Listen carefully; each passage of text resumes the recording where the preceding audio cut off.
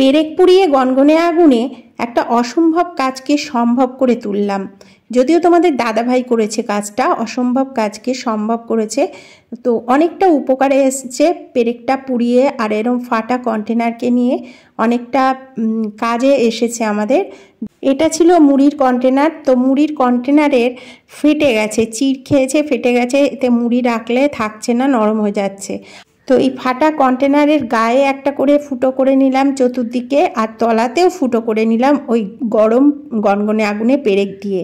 ফুটো করে নিয়ে এবার তলায় কতগুলো ভাঙাচোরা খোলামকুচি দিয়ে এই গোলাপ গাছটা অনেক দিন থেকে হয়ে রেডি হয়ে আছে। ছোট টব ছিল বলে হচ্ছিল না, ওই জন্য এই বড় কন্টেনারটাকে ফেলে না দিয়ে এই বড় কন্টেনারের মধ্যে একটা বড় টবের সমান হয়ে গেল আমার।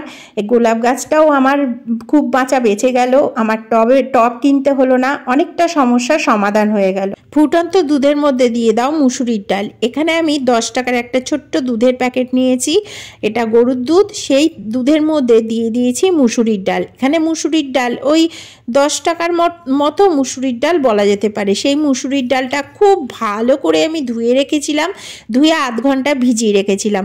তারপরে আমি এই দুধের মধ্যে দুধটা ভালো করে ফুটিয়ে নিয়ে গাঢ় করে তার মধ্যে দিয়ে দিয়েছি। এবার আরেকটু মুসুরির ডাল দুধটাকে গাঢ় করে নিয়ে মিক্সিং বলে ভালো করে পেস্ট করে নিয়েছি, আর উষ্ণ জল খানিকটা 1 গামলা মতো করে নিয়েছি। শীতকাল বলো গরমকাল বলো, এই প্রসেসটা তোমরা বাড়িতেই করে নিতে পারো।